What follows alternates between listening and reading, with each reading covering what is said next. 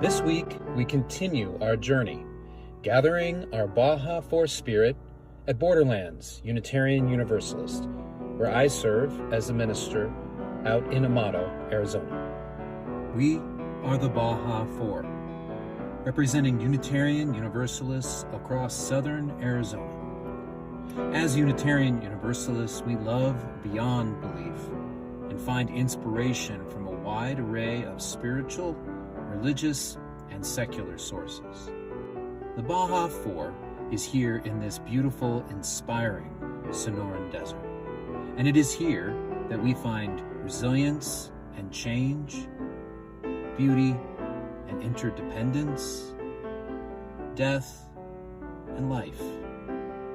We acknowledge that this land was stolen from the Chiricahua Apache, the Pascua Yaqui, the Otham, and Apata, the people who are the indigenous ancestors of this land and our neighbors today. I'm grateful for all the indigenous folks who have stewarded this land for thousands of years and continue to do so today. May we be good stewards in kind. We come together as the Baja 4 to gather and share our strength. And so it is that Borderlands Unitarian Universalists in Amado, Sky Island Unitarian Universalist Church in Sierra Vista, Mountain Vista Unitarian Universalist Congregation in Northwest Tucson, and the Unitarian Universalist Church of Tucson on the east side join together, called to live out our values and beyond our beliefs as never before. Today we visit Borderlands UU in Amado.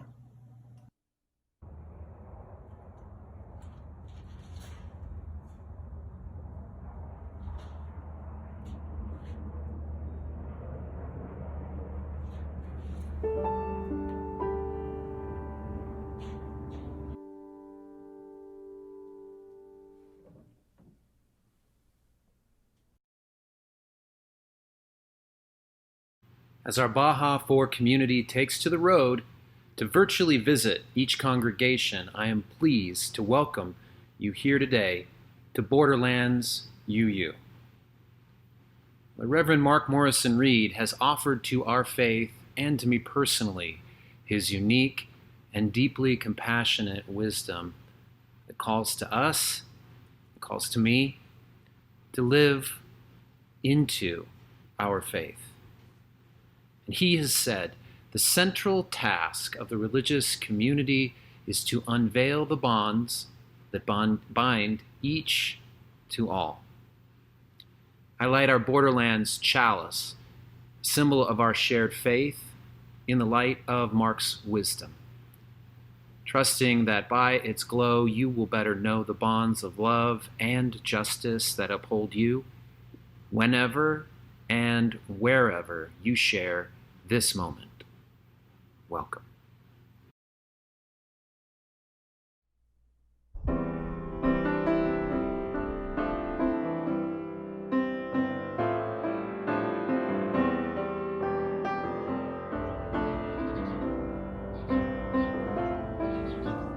Let this be a house of freedom,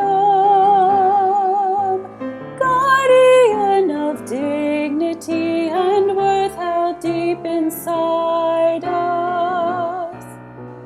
Let this be our house, a platform for the free voice, where all our sacred differences here shall not divide us.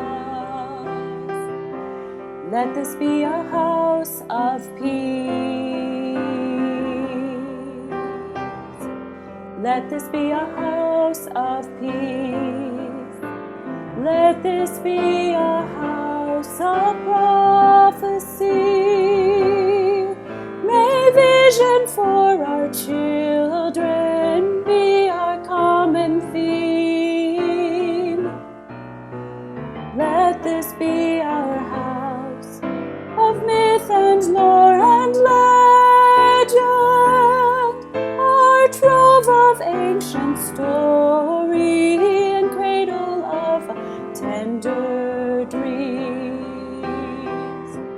Let this be a house of peace.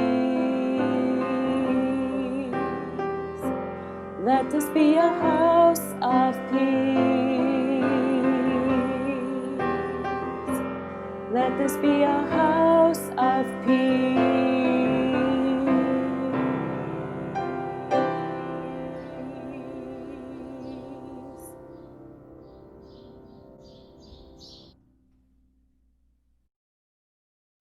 Hi friends, I have a story to tell you, and it uses God language, which doesn't work for all of us. So if it doesn't work for you, go ahead and change it in your mind to whatever is your word for ultimate love, or divinity, or the Great Spirit, or the mystery. Here's the story. Once upon a time, a woman went into a marketplace. She looked around and saw a sign that said, "God's fruit stand." "Oh, thank goodness," she said. "It's about time." She walked inside and said, "I would like a perfect banana, a perfect cantaloupe, a perfect strawberry, and a perfect peach."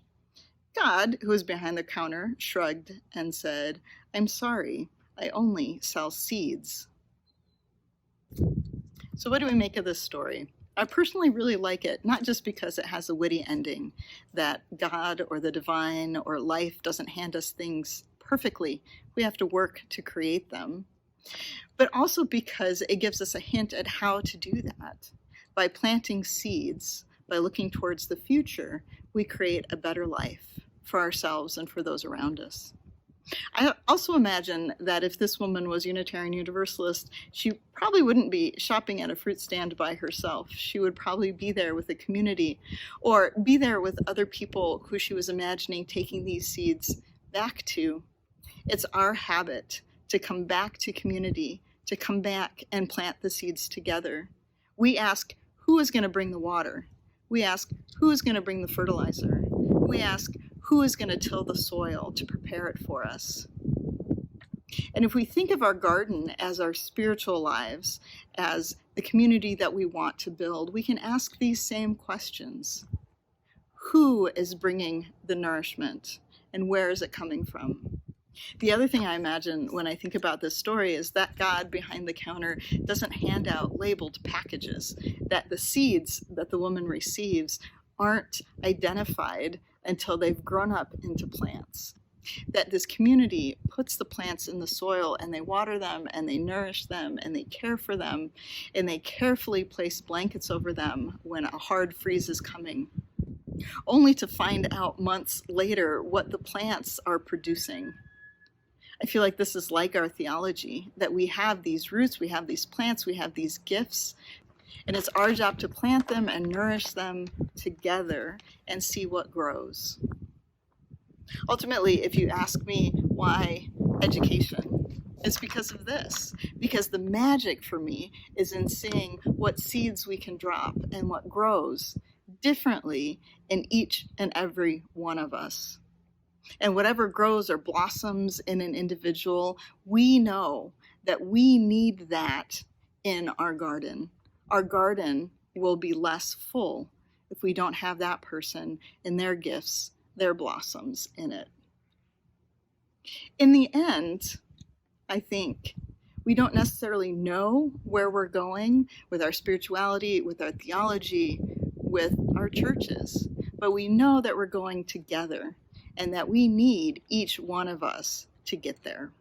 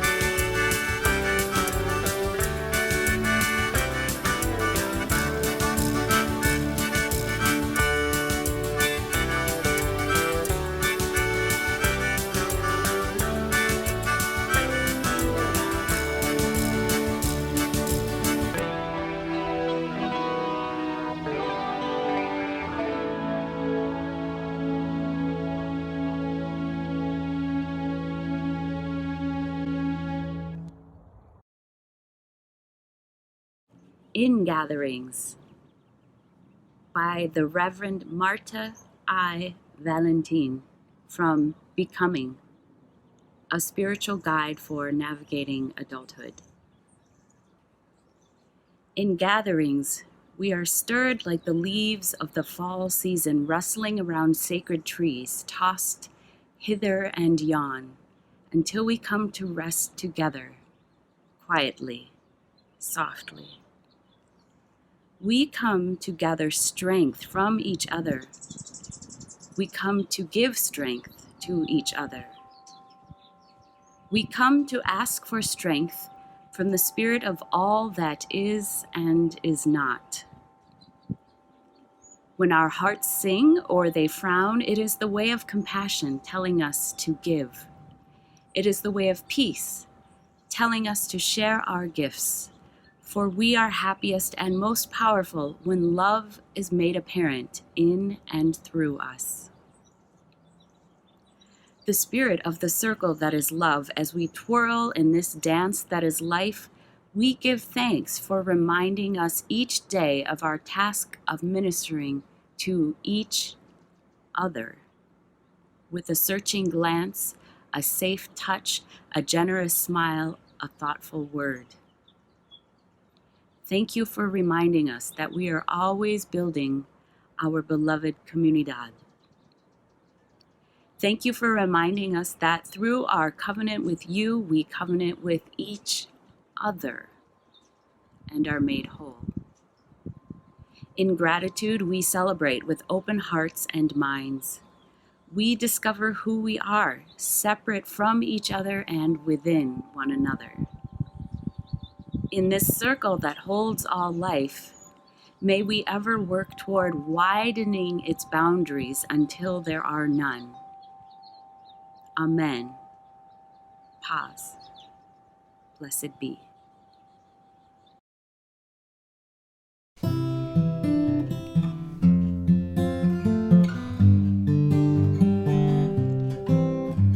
Spirit of life, come unto me. Sing in my heart all the stirrings of compassion. Blow in the wind, rise in the sea, move in the hand, giving life the shape of justice. Roots hold me close, wings set me free. Spirit of life, come to me, come to me. Fuente de amor, ven hacia mí y al corazón cántale tu compasión. Sopla al volar, sube en la mar, hasta moldear la justicia de la vida. Hágame, libérame, fuente de amor, ven a mí, ven a mí.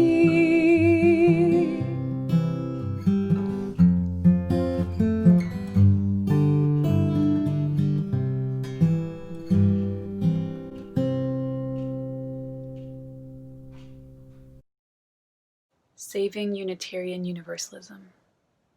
A reading from the Reverend John T. Crestwell, Jr., from Voices from the Margins. The thing that will save our faith and that will allow us to better become lovers, fathers, mothers, daughters, sons, and friends is building relationships, learning more about each other, seeing God in all people, places, and things. It's rooted in experience. The more we learn and grow with liberal minds and hearts, the more we see the Spirit emanating. the more we learn about our common destiny, the more we see that we all come from the same source, that we are capable of good, that God don't make no junk, that the world we have is the world we've collectively created through our thoughts, words, and deeds. And when we see things differently, we start doing things differently.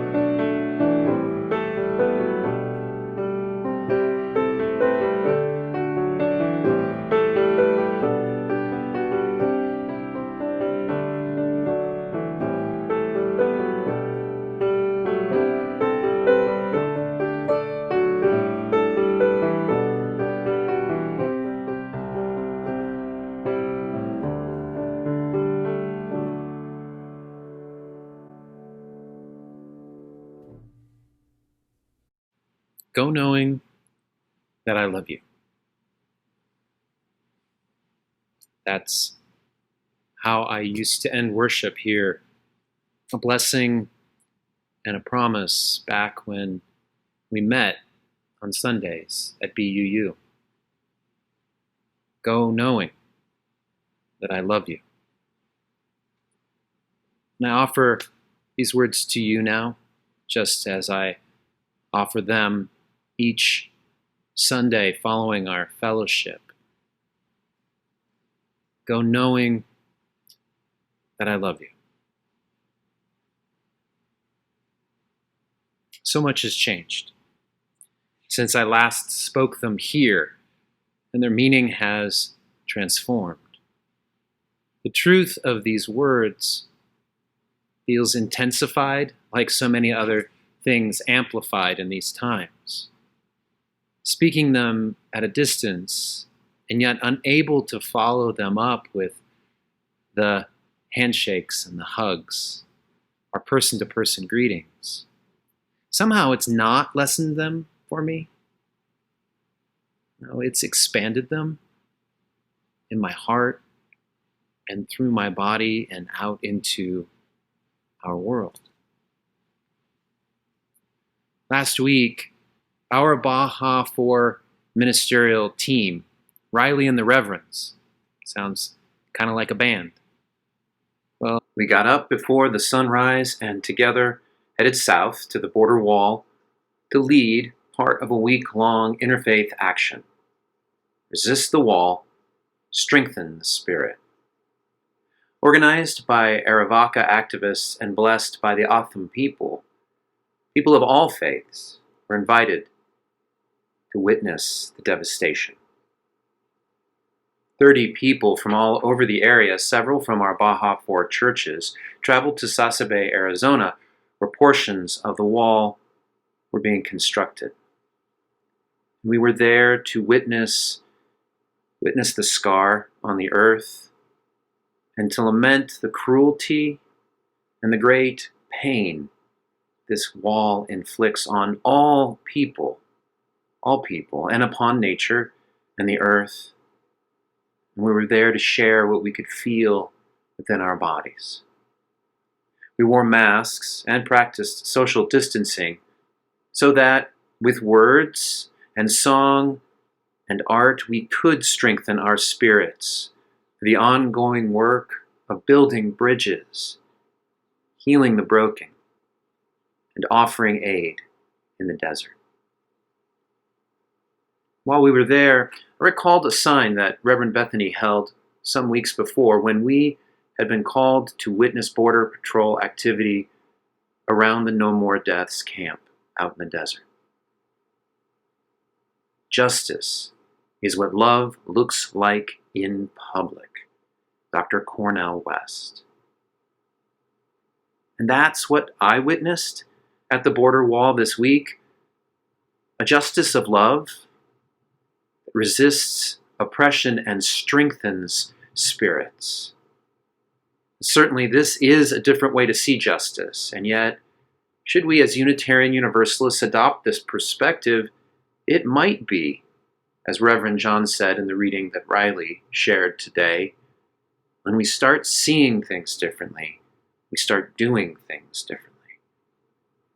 As the pandemic has changed so much, we certainly have had to start doing things differently. But what if our faith today invites us, calls us to see things differently, to see love as justice? Love as justice. It makes a new relationship. It's a relationship that cannot be stopped by a wall. This is what love looks like, and this is what I mean when I say, go knowing that I love you, knowing that yes, there is a relationship. There's a relationship among us when we agree and when we disagree, and it's one of love. There's a relationship, too, between myself and our earth that no borders are ever going to prevent.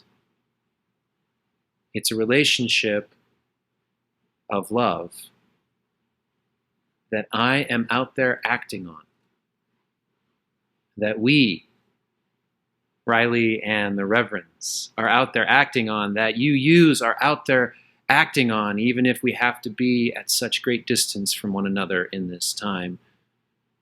Go knowing that I love you is a blessing, and it is a promise. It is a promise that we will seek and find justice, a wholeness for us all, for us all. Go knowing that I love you.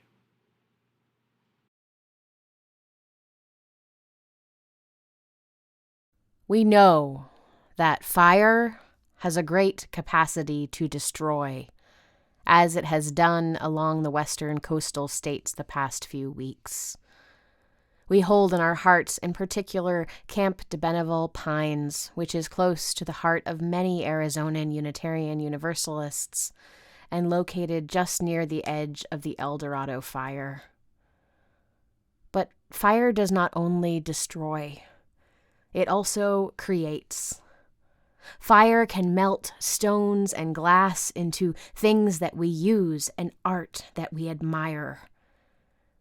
We are about to sing about fire, the creative type of fire, the metaphorical type of fire that lives within us, that leads us to action with courage and love for what is just and true. We are about to sing about the fire that inspired the late Justice Ruth Bader Ginsburg in her life and her work advocating for progressive values on the U.S. Supreme Court. May we live our lives acting upon the legacy she has left. Will you sing with me now, the fire of commitment?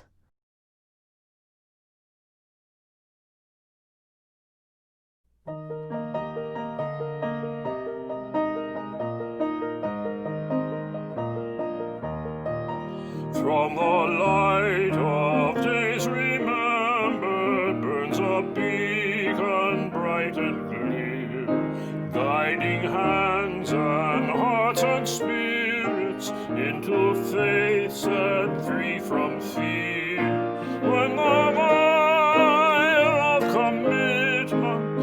sets our mind and souls ablaze. When our hunger and our passion meet to call us on our way. When we live with deep assurance of the flame that burns within, then our promise finds fulfillment and our future can begin.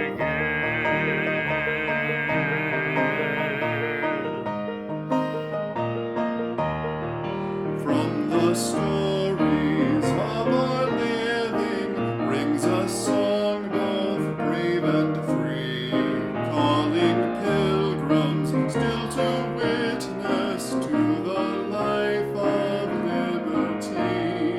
With the fire of commitment sets our mind and soul ablaze. When our hunger and our passion meet to call us on our way.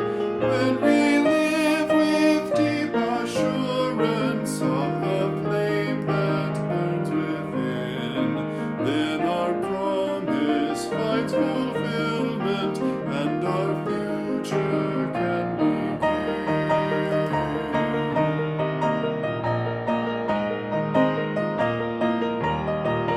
From the dreams of youthful vision comes a new prophetic voice, which demands a deeper justice built by our courageous choice. When the fire of commitment sets our mind and soul ablaze, when our hunger and our passion meet to call us on our way. When we live with deep assurance of the flame that burns within, and the promise finds fulfillment and our future can begin.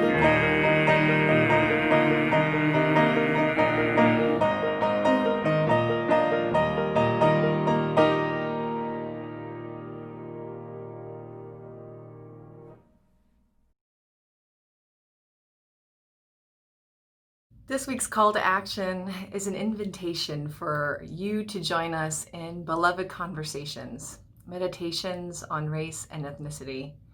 Now, this is an online curriculum that is some of the best of arts-based and multicultural education that guides participants through some self-led learning, small group learning, and large group meaning making about what race and ethnicity means in their own lives.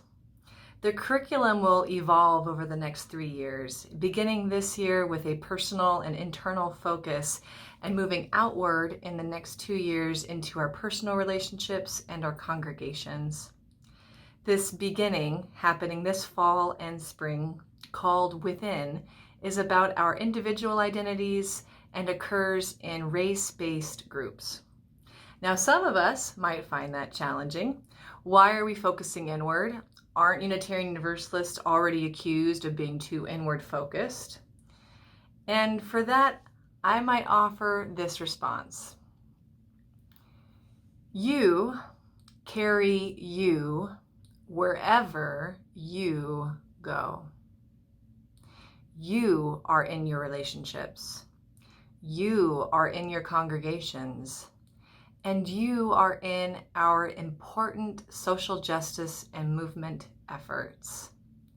If you do not know yourself, if you are not grounded, clear, self-aware, and comfortable in your skin and what your skin means in this world now, you will likely be challenging to the efforts that you care most about. Now, I want to come to my relationships, my congregation, and my social justice efforts grounded in my dignity, in clear self-awareness, and with open-hearted responsibility for what my body and what my behavior means in this world. And if I bring that awareness and that dignity and that responsibility to all that I do in our work together, wherever I am, the larger body benefits. Now, I can't do it alone, and neither can you. We need each other to move forward in this work. So I hope you will join us. There are over 40 of us signed up from the Baja 4 alone, and many more across Arizona, and we will be learning together. Registration is due today, Sunday, September 20th. So reach out to your minister now or in your fellowship hour for more information. I cannot wait to learn and grow with you.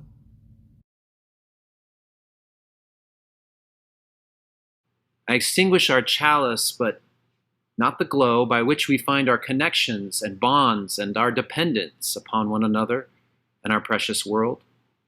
To paraphrase Reverend Mark Morrison Reed, this, our religious community, is essential today as never before. Alone, my vision is too limited to witness all that must be witnessed, and my strength is too limited to do all that must be done. Only together does our vision widen and our strength become renewed. Go in peace and go knowing that I love you.